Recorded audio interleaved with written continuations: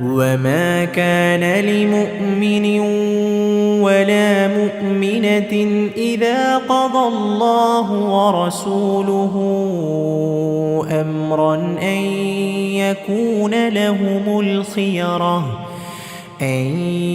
يكون لهم الخيرة من أمرهم ومن يعص الله ورسوله فقد ضل ضلالا مبينا. അല്ലാഹുവും അവന്റെ റസൂലും ഒരു കാര്യത്തിൽ തീരുമാനമെടുത്തു കഴിഞ്ഞാൽ സത്യവിശ്വാസിയായ ഒരു പുരുഷനാകട്ടെ സ്ത്രീക്കാകട്ടെ തങ്ങളുടെ കാര്യത്തെ സംബന്ധിച്ച് സ്വതന്ത്രമായ അഭിപ്രായം ഉണ്ടായിരിക്കാവുന്നതല്ല.